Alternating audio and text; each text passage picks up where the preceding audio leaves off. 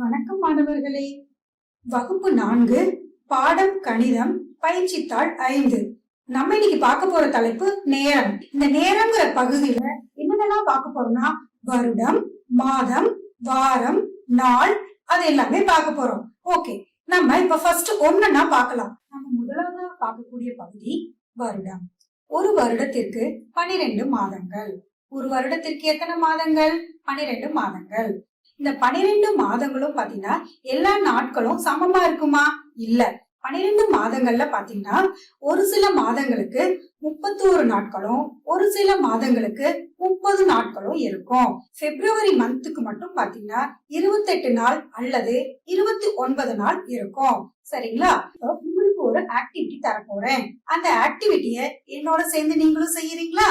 எல்லாரும் உங்களோட கைய இப்படி மடக்கி வச்சுக்கோங்க.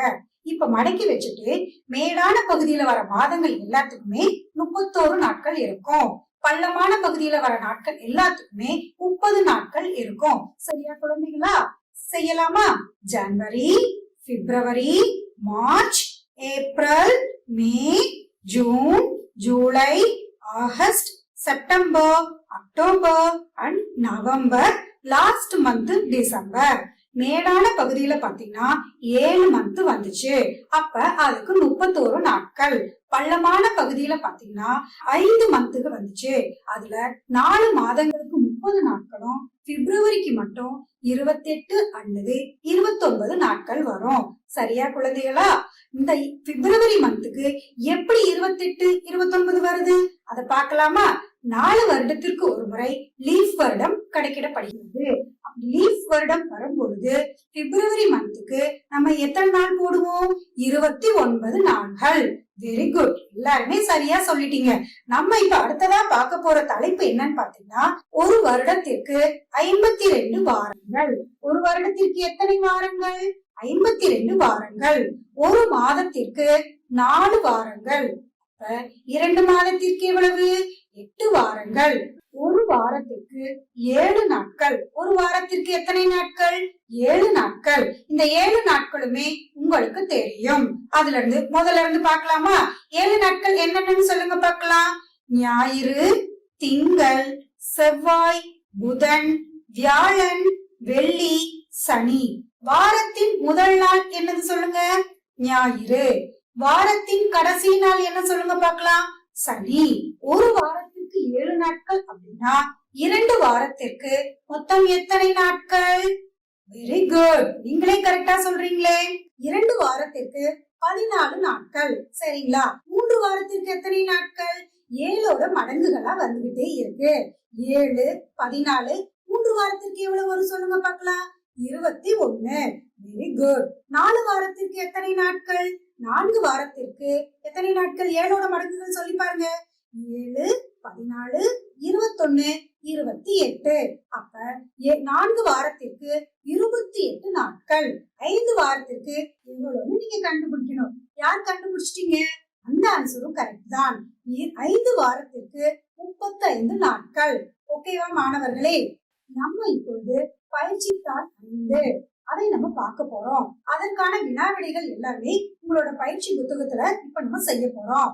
பொருத்தமான விடையை தேர்ந்தெடுத்து எழுதுக. வினா எண் 1. செப்டம்பர் மாதத்தில் வாரங்களின் எண்ணிக்கை. செப்டம்பர் மாதத்தில் வாரங்களின் எண்ணிக்கை. செப்டம்பர் மாதத்துல வாரங்களோட எண்ணிக்கை கண்டுபிடிக்கணும் அப்படின்னா செப்டம்பர் மாதத்துல எத்தனை நாட்கள் இருக்குன்னு உங்களுக்கு தெரியணும். எத்தனை நாட்கள் இருக்கு? 30 நாட்கள் இருக்கு. சரியா சொல்லிட்டீங்க.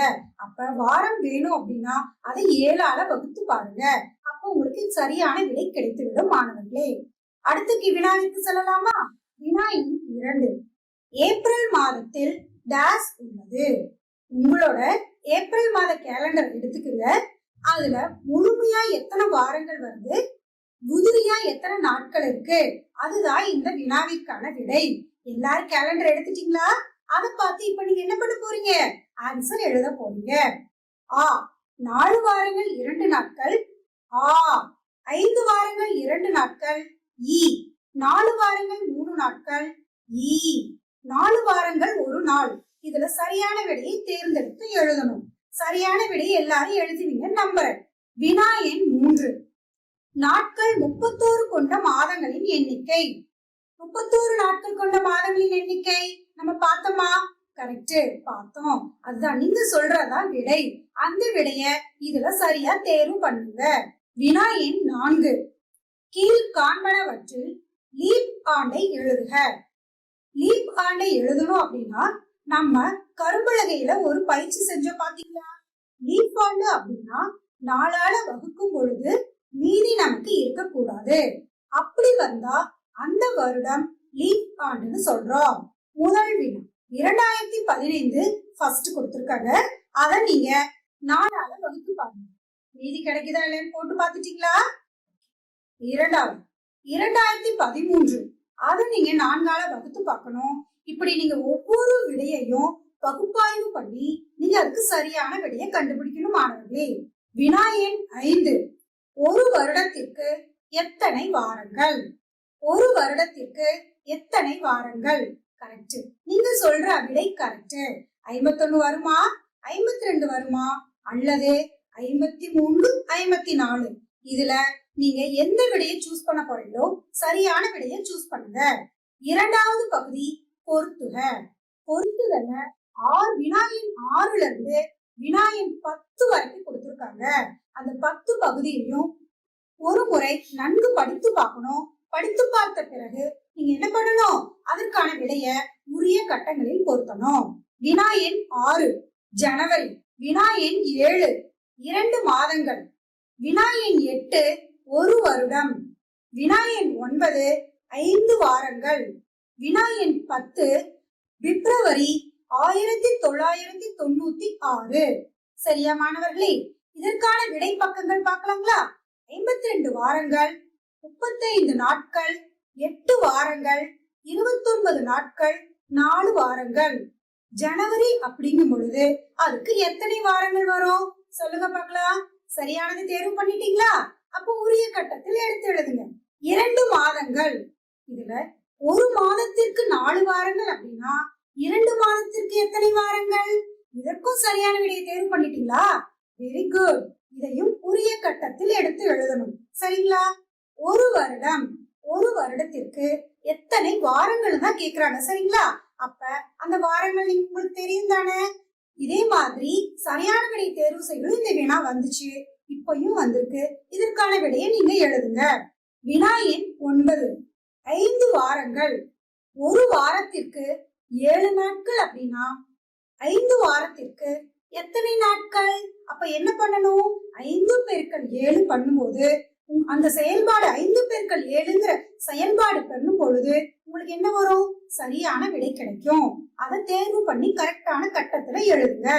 வினா எண் 10 பிப்ரவரி 1996. இந்த பிப்ரவரி மாதம் முதல்ல லீப் ஆண்டான்னு கண்டுபிடிக்கணும். லீப் ஆண்டா அப்படின்னு கண்டுபிடிக்கிறதுக்கு என்ன செயல்பாடு சொல்லியிருக்கேன் மேடம்? நான் உங்களுக்கு ஒரு செயல்பாடு சொல்லி கொடுத்திருக்கேன். பிப்ரவரி வருடங்களை என்ன பண்ணணும் அப்படின்னா அதை 4ஆல வகுக்கணும். 4ஆல வகுக்கும் பொழுது மீதி இல்லை அப்படின்னா அது லீப் ஆண்டு. அதுக்கு 29 நாள் வரும். மீதி வந்துச்சு அப்படின்னா அதுக்கு 28 நாள் தான் வரும். சரியான விடையை தேர்வு பண்ணி எழுதிட்டீங்களா? ஓகே மாணவர்களே. வினா எண் 11 ராமுவின் தந்தை 2019ஆம் ஆண்டு பிப்ரவரி மற்றும் மார்ச் மாதங்கள் தொடர்ந்து வேலைக்கு சென்றார் எனில் அவர் வேலைக்கு சென்ற மொத்த நாட்கள் எத்தனை? முதலாவதாக நம்ம இந்த கணக்குல என்ன செயல்பாடு கொடுத்திருக்காங்கன்னு புரிஞ்சுக்கணும். மொத்த நாட்கள்னு கேக்குறாங்க. அப்ப இந்த கணக்குல என்ன செயல்பாடு வந்திருக்கு? நீங்க சொல்றது கரெக்ட். மொத்த நாட்கள் அப்படின்னா கூட்டல் செயல்பாடு. வெரி குட் மாணவர்களே. அடுத்தது பிப்ரவரி 2019. அது பாத்தீங்கன்னா லீப் ஆண்டா? செக் பண்ணுங்க. 4ஆல வகுத்து பாருங்க. 4ஆல வகுக்கும் பொழுது மீதி வரலை அப்படின்னா லீப் ஆண்டு. அதுக்கு 29 வரும். 2019 செக் பண்ணி பார்த்தா நமக்கு என்ன ஒரு மீதி வருமா? செக் பண்ணி பார்த்து நீங்க தான் விடைய சொல்லணும். மார்ச் மாதங்கள் எவ்வளவு நாள் இருக்கு? ஜனவரி, பிப்ரவரி, மார்ச். மார்ச்சுக்கு பார்த்தோன்னே சொல்லிடலாம் 31 நாட்கள். உங்களுக்கு நல்லாவே நீங்க படிச்சிருக்கீங்க. இப்ப பிப்ரவரி மாதத்துக்கான நாட்களையும் மார்ச் மாதத்துக்கான நாட்களையும் மொத்த செயல்பாடா கூட்டணும் அப்படின்னா அவர் வேலைக்கு சென்ற நாட்கள் நமக்கு கிடைச்சிரும். அடுத்த வினாவிற்கு செல்லலாம். வினா எண் 12. ஒரு வண்ணம் தீட்டுபவர் மாதத்தில் முதல் 2 வாரங்கள் மட்டும் வேலைக்கு செல்கிறார் எனில் அவர் வருடத்திற்கு எத்தனை மாதங்கள் வேலைக்கு செல்வார்? ஒரு மாதத்துல 2 வாரத்திற்கு வேலைக்கு போனா நமக்கு எத்தனை மாதங்கள் இருக்கு? 12 மாதங்கள். ஓகேங்களா? அப்ப 12 பெருக்கல் 2 என்ன விடை வரும் சொல்லுங்க, கண்டுபிடிச்சிட்டீங்களா? பாதி பேர் நம்ம கிளாஸ்ல எல்லாருமே போட்டீங்க. Very good. வினா எண் 13. ஒரு கட்டுமான பணி அக்டோபர் 10ஆம் தேதி தொடங்கி டிசம்பர் 18ஆம் தேதி வரை நடைபெறுகிறது எனில் அந்த பணி எத்தனை வாரங்கள் நடந்திருக்கும்? முதலாவதாக இந்த கணக்குல நம்ம நாட்களை கண்டுபிடிக்கணும். மொத்த நாட்கள் கண்டுபிடிச்சதுக்கு அப்புறம் அத எத்தனை வாரங்கள் வேணும்னு சொல்லிட்டு என்ன பண்ணணும்? மாற்றிக்கணும். அக்டோபர் 10ஆம் தேதி தொடங்குறாங்க அப்படின்னா அக்டோபர் 10ஐயும் சேர்த்துக்கணும். டிசம்பர் 18ஆம் தேதி முடிவடையுது அப்படின்னா டிசம்பர் 18ஐயும் சேர்த்துக்கணும். இப்பொழுது நம்ம கணக்குக்கு செல்லும் பொழுது அக்டோபருக்கு 31 நாட்கள். அந்த 31 நாட்கள்ல இருந்து அக்டோபர் 10 வரைக்கும் நமக்கு கிடைக்கக்கூடிய நாட்கள் எவ்வளவு பாத்தீங்கன்னா 22. நவம்பர் மாதம் முழுதாகவே இருக்கு. நவம்பர் மாதத்திற்கு மொத்தம் 30 நாட்கள். டிசம்பர் மாதத்திற்கு மொத்தம் 18 நாட்கள் வரைன்னு கொடுத்திருக்காங்க. மாணவர்களே 18 நாட்கள் வரைக்கும் மட்டும் சேர்த்துக்குங்க. இப்ப இந்த வினாக்களுக்கு என்ன பண்ணணும் அப்படின்னா மொத்த நாட்களை கூட்டா உங்களுக்கு எவ்வளவு வரும்? ஒரு நாட்கள் கிடைச்சிருக்கு. உங்களுக்கு ஒரு நாட்கள் கிடைச்சிருக்கு. வாரங்கள் வேணும் அப்படின்னா அதை 7ஆல் வகுத்துக்கங்க. இப்ப உங்களுக்கு தேவையான விடை கிடைச்சிருச்சு. மாணவர்களே இந்த பயிற்சித்தாள் 5ல எல்லா கணக்குகளையும் நன்கு கவனிச்சு விடை எழுதி ஆசிரியர்கிட்ட குட் அண்ட் ஸ்டார் நீங்க வாங்கணும். நன்றி மாணவர்களே. வணக்கம் மாணவர்களே. வகுப்பு 4 பாடம் கணிதம் பயிற்சித்தாள் 6 அழகு 6 தகவல் செயலாக்கம் பக்க எண் 16 to 20 வரை. உங்களுக்கு முன்னாடி நிறைய பொருள்கள் இருக்குங்களா? எல்லாரும் பாக்குறீங்களா? இந்த பொருள்கள்ல முதல் படம் எப்படி இருக்கு? எல்லா பொருள்களும் தனித்தனியா இருக்கு. அந்த பொருளை நம்ம என்ன பண்ண முடியாது? எத்தனை பொருள் இருக்குன்னு உடனடியா சொல்ல முடியாது. 2வது படத்தை எல்லாரும் பாருங்க. அந்த படத்துல பாத்தீங்கன்னா எல்லா பொருள்களையும் ஒரு ஒரு குழுவா வகைப்படுத்தி வச்சிருக்காங்க. வகைப்படுத்தி வைக்கும் பொழுது பாருங்க, உங்களுக்கு பிடித்த கலர் பென்சில், வண்ண கலர் பென்சில், மார்க்கர் எல்லாமே உங்களுக்கு தேவையான பொருள்கள், எழுது பொருள் எல்லாமே தனித்தனியா இருக்குது. இந்த பொருள்களை பார்த்தோன்னே நீங்க என்ன சொல்லிடுவீங்க? எனக்கு 10 எழுது பொருள் வேணும், எனக்கு 2 பேனா வேணும் அப்படின்னு நீங்க என்ன பண்ணிடுவீங்க? உடனடியா கேட்பீங்க. அப்ப ஒரு பொருள் எல்லாமே குழுவா ரொம்ப எல்லாமே சேர்ந்து இருக்கும் பொழுது நம்மளால தனித்தனியா என்ன பண்ண முடியாது? சொல்ல முடியாது. குழுவா வகைப்படுத்தினா மட்டும்தான் நம்ம என்ன பண்ண முடியும்? அத நமக்கு எத்தனை தேவைன்னு சொல்லிட்டு உடனடி தேவையா சொல்ல முடியும். அதுக்கு பயன்படுத்தக்கூடியதுதான் இந்த தகவல் செயலாக்கம். தகவல் செயலாக்கம்ங்கிற பகுதியில பட்டை விளக்கப்படம், பை விளக்கப்படம் இந்த 2 பகுதிகளை தான் நம்ம பார்க்க போறோம். எழுது பொருட்கள் எண்ணிக்கை இவை 2ம் கொடுத்திருக்காங்க. அதற்கு பொருத்தமான பட்டை விளக்கப்படம் இங்கு காண்பிக்கப்படுகிறது. பென்சில்கள் 4, அழிப்பான்கள் 2, அளவுகோல்கள் 2, பாட புத்தகங்கள் 18, நோட்டு புத்தகங்கள் 10, கூராக்கி கருவின்னு என்னடாமா? ஷார்ப்னர் 4 கொடுத்திருக்காங்க. பத்திரிகைகள் 25, பாட புத்தகங்கள் 18 வந்துருச்சு. என்னடா எல்லாமே நிறைய இருக்குன்னு பாக்குறீங்களா? இதெல்லாம் உங்களோட நண்பர்களோடது. எல்லா நண்பர்களோட பொருள்களையும் சேர்த்து இப்ப நம்ம என்ன பண்ண போறோம்? வகைப்படுத்தி இதுக்கு ஒரு பட்டை விளக்கப்படம் போட போறோம். சரிங்களா? பட்டை விளக்கப்படத்துல 0ல இருந்து 30 வரைக்கும் கொடுத்திருக்காங்க. இந்த 30 வரைக்கும் இருக்கக்கூடிய நம்பர் பாத்தீங்கன்னா ஒவ்வொன்றுக்கான வேறுபாடுகள் சமமா பிரிச்சிருக்காங்க. அது கிடைமட்ட கோடு. செங்குத்து கோட்ல எழுது பொருளோட வரிசை கொடுத்திருக்காங்க. உதாரணமாக பென்சில், அழிப்பான்கள், அளவுகோல்கள், பாட புத்தகங்கள், நோட்டு புத்தகங்கள், பத்திரிகைகள், கூராக்கி கருவி. இதுல எந்த பொருள் அதிகமா இருக்கு சொல்லுங்க பார்க்கலாம். நீங்க பார்த்த உடனே கண்டுபிடிச்சிடலாமே. ஓகேவா மாணவர்களே? இதுல குறைவாக இருக்கக்கூடிய பொருள் என்னது சொல்லுங்க. அடுத்ததாக கலாவதி தன் பள்ளி தோழர்களுக்கு பிடித்த பானங்களை கணக்கெடுத்து கீழ்காணும் விவரங்களுக்கு பதிலளிக்கிறாள். உங்களுக்கு என்னென்ன பிடிக்கும்னு சொல்றீங்களா? எல்லாரும் சொல்லுங்க பார்க்கலாம். இங்க நமக்கு கொடுத்திருக்கிறது தேநீர், குழம்பி, பால். தேநீர் அப்படின்னா ஆங்கிலத்துல என்ன சொல்லுவோம்? டீ. குழம்பி அப்படின்னா ஆங்கிலத்துல என்ன சொல்லுவோம்? காஃபி. பால் அப்படின்னா ஆங்கிலத்துல என்ன சொல்லுவோம்? மில்க். இப்ப இதெல்லாம் கொடுத்திருக்காங்க. ஆசிரியர் கேட்கும் வினாக்களுக்கு சரியா சொல்றீங்களா? குழம்பி அருந்துபவர்களின் எண்ணிக்கை. காஃபி குடிக்கிறவங்க எத்தனை பேர்? பட்டை விளக்கப்படத்தை பார்த்து சொல்லணும். கிடைமட்ட கோட்ல உங்களுக்கு தேவையான பொருள் எல்லாம் கொடுத்திருக்காங்க. செங்குத்து கோட்ல அளவுகள் கொடுத்திருக்காங்க. அதுவும் அளவுகள் பாத்தீங்கன்னா 10, 20, 30, 40, 50, 60, 70, 80 அப்படின்னு வகைப்படுத்தியிருக்காங்க. இந்த பட்டை விளக்கப்படம் எதுக்கு பயன்படுது அப்படின்னா, ஒரு வினாவை பார்த்த உடனே அதுல அதிகம், குறைவு, சமம் அப்படின்னு நீங்க கண்டுபிடிக்கலாம். இந்த படத்துல குழம்பி அருந்துபவர்களின் எண்ணிக்கை எத்தனை? படத்தை பார்த்துட்டீங்களா? 70. எந்த பானம் அருந்துபவர்களின் எண்ணிக்கை குறைவு? படத்தை நல்லா உற்று நோக்குங்க. இதில் எது கம்மியாக குறைவாக கொடுத்திருக்காங்க? பால். எது மிகவும் பிடித்த பானம்? உங்களுக்கு மிகவும் பிடித்த பானம் எது? பிடித்த பானம் அப்படின்னா அந்த பட்டை விளக்கப்படத்துல அதிகமான நம்பர் இருக்கணும். அதுல குழம்பிதான் நமக்கு தேவையானது கொடுத்திருக்காங்க. மாணவர்களே, பட்டை விளக்கப்படத்தோட கருத்துகள் எல்லாத்தையும் பார்த்துட்டோம். இப்ப நம்ம புதுசா பார்க்க போறது பை விளக்கப்படம். பை விளக்கப்படம் அப்படின்னா அதாவது பை விளக்கப்படம் அப்படின்னா எல்லாமே ஒரு வட்டத்துக்குள்ள, ஒரு முழுமையான வட்டத்துக்குள்ள பகுதி பகுதியா பிரிச்சிருப்பாங்க.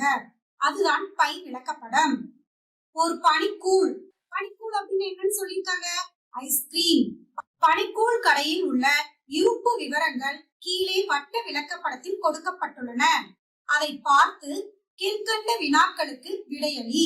வெண்ணிலா 50, பிஸ்தா 30, சாக்லேட் 20. இது எல்லாமே உங்களுக்கு பிடிக்குமா? பிடிக்கும். வட்ட விளக்கப்படத்தில் எத்தனை வகையான பனிக்கூழ்கள் இருக்குது? இது இருக்கக்கூடிய வகைகள் சொல்லுங்க பார்க்கலாம். வட்ட விளக்கப்படத்துக்குள்ள எத்தனை பொருள் இருக்கோ அதுதான் வகை. 1, 2, 3. மொத்தம் 3 வகை இருக்கு.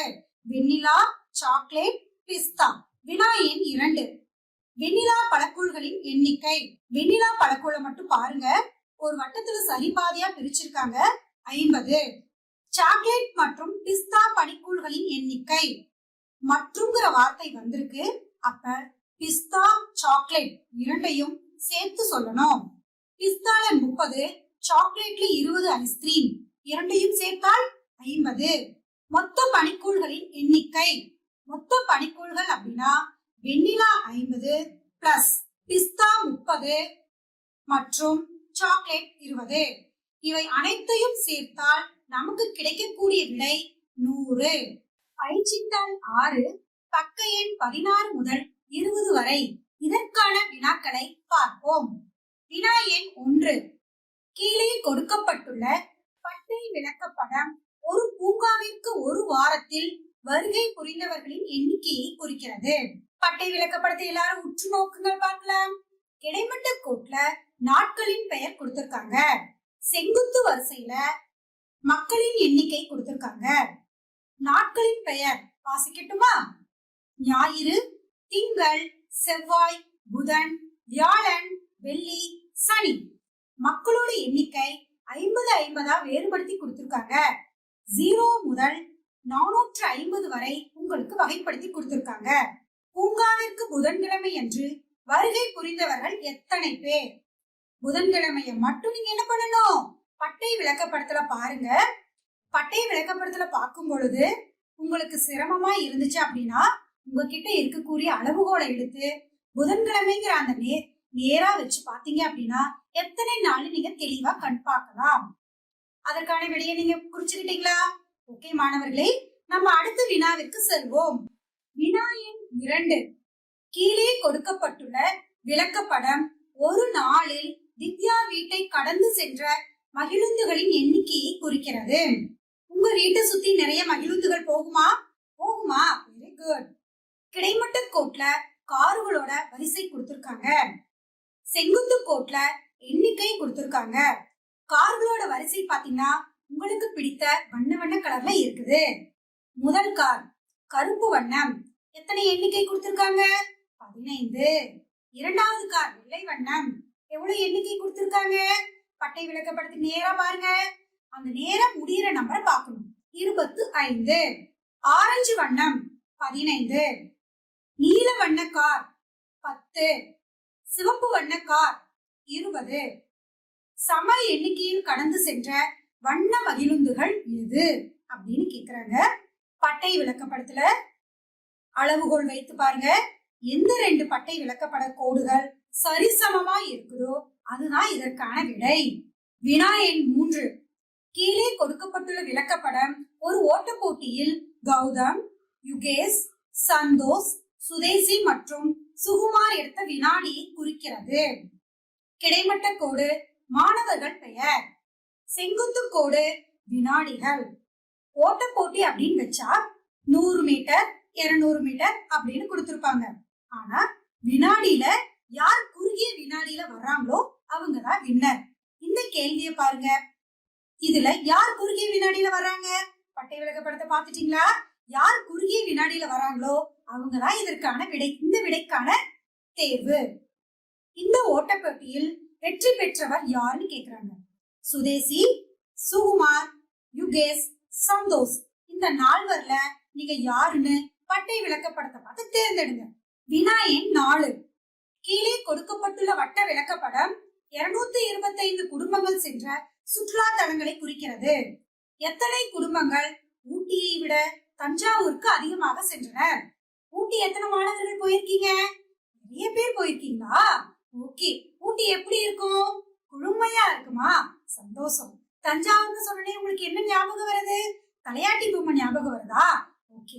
கன்னியாகுமரின்னு சொன்னே என்ன ஞாபகம் வருது? சூரியன் உதயமாகறதும் மறையறதும் ஞாபகம் வருது. அங்க திருவள்ளுவரோட சிலை இருக்கு. சரிங்களா? ஊட்டியில இருந்து தஞ்சாவூருக்கு எத்தனை பேர் அதிகமா போயிருக்காங்க? அந்த விளக்கப்படத்தை பார்த்து நீங்களே என்ன பண்ணலாம்? கழித்தல் செயல்பாடு யூஸ் பண்ணி இதுக்கான ஆன்சரை போடலாம். ஆ 100, ஆ 50, இ 75, இ 25. இதில் எந்த விடை சரியானது? தேர்வு செய்ய பார்க்கலாம். வினா எண் 5. ஒரு விடுதியில் உள்ள குழந்தைகளின் விருப்பமான செயல்களை கீழே கொடுக்கப்பட்டுள்ள வட்ட விளக்கப்படம் குறிக்கிறது.